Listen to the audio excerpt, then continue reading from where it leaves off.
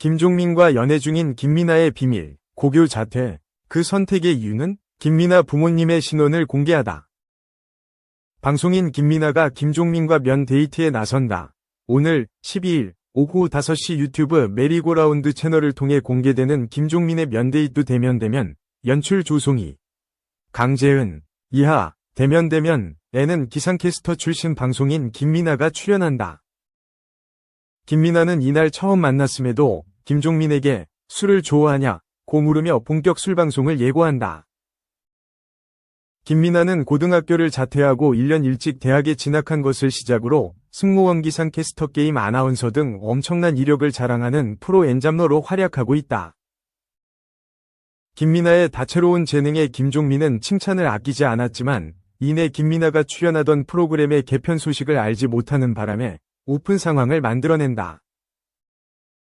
두 사람은 함께 요리를 하며 연애와 결혼에 대한 솔직한 대화를 이어간다. 김민아는 최근 열애설에 휩싸인 김종민에게 밀착 토크를 진행. 김종민을 당황하게 하는 한편 연인의 나이 차이에 관한 각자의 의견과 최악의 이별에 대한 이야기를 나눈다. 전통주 소믈리에 자격증이 있는 김민아의 주도로 진솔한 속 이야기들을 풀어가며 김종민과 김민아는 대면한 분위기를 풀고 또 다른 친구가 된다. 또한 김민아가 김종민식 대화법에 존경심을 내비치자 김종민은 현실적인 대화 비법을 공개하며 재미를 더한다. 김종민의 면데이트 대면은 데뷔 25년차 프로 방송인이지만 낯을 많이 가리는 김종민이 게스트들과 만나 면데이트를 즐기는 모습을 담아낸다.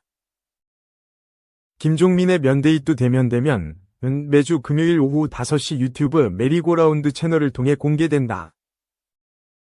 2. 11세 연하 여자친구와 2년째 하트. 김종민. 진짜 결혼하나? 코요태 김종민이 2년째 열애 중인 여자친구를 언급했다.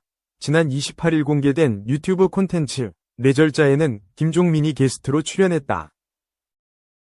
이날 김희철은 김종민에게 여자친구분이랑 다툰 적은 없냐? 라며 연애에 대해 언급했고, 김종민은 많이 싸우는데 주로 내가 삐친다 라고 해 웃음을 자아냈다.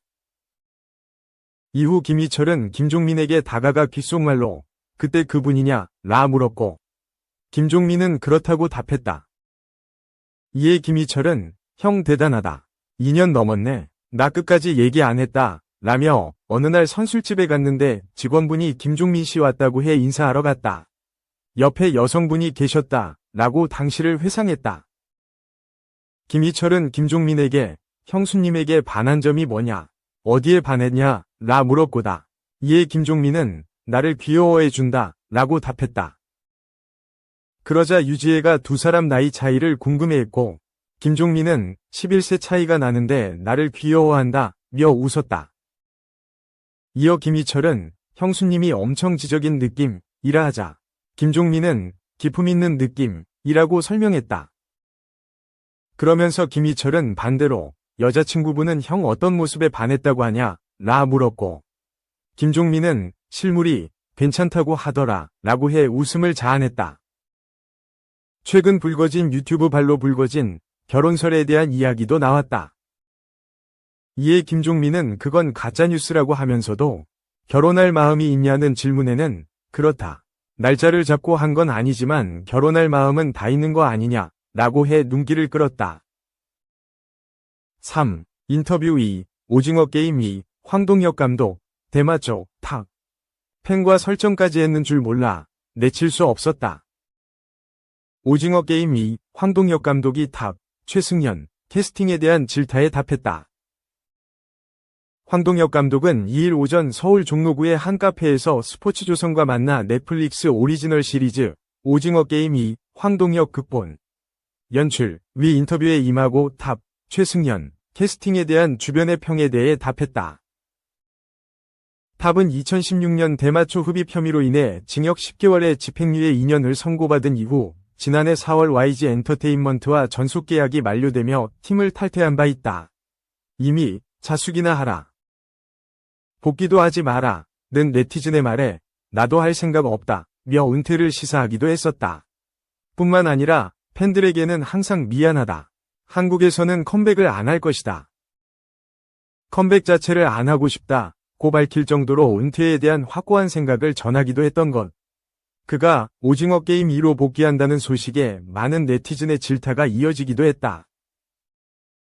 이에 황동혁 감독은 사실 타노스, 탑, 최승현라는 캐릭터 자체에 대한 불만이 특히 국내에서 많은 것 같다. 최승현 씨라고 하겠다. 배우니까 최승현의 캐스팅에 대해 국내에서 많은 문제 제기를 들었다. 해외에서는 그런 말이 나오지 않을 것이고 거기서는 대마가 합법이니까. 국내에서 많은 우려와 비난을 들었기에 그것에 대해 알고는 있었다. 그 부분은 사실 어느 정도 감수하고 갈 수밖에 없다고 생각했다. 저번에도 기자간담회 말했지마. 가서 말씀을 드려서 무슨 역할을 했는지 평가를 받고 그때 나오는 질문에 대한 답을 드려야겠다고 생각했고 많은 분들의 반응을 봤다고 했다. 이어 이야기를 쓸 때에는 열 몇 개의 이야기로 섞기에 둘로 나눠졌지만 이 친구는 초반에 죽는 캐릭터라 비중이 있다고 생각하지 않았고 홍보의 전면에 내세울 수 없는 캐릭터라 생각했다. 튀는 캐릭터다 보니 비중이 많게 느껴지지만 저희가 먼 처음에 이렇게 승현 씨를 홍보하려고 했다가 뺀 것이 아니고 여론이 안 좋아져서 뺀 것이 아니다. 원래 비난이 초반 캐스팅 당시부터 있었잖아. 그래서 홍보를 같이 하기는 어렵지 않겠냐는 생각을 그때부터 했다. 처음부터 계획이 없었고 이따가 싹 뺀 것은 아니었다. 공개를 어느 정도 하고 어떤 캐릭터를 했는지를 보고 승현 씨가 복귀를 한 것이니 자신의 지난 세월과 작품에 대한 이야기를 할 수 있는 마음의 준비가 되면 어떤 걸 하셨는지 기자들도 아니까 그때 홍보를 하든 본인의 이야기를 하든 그런 자리를 마련하는 게 맞지 않겠나 싶다.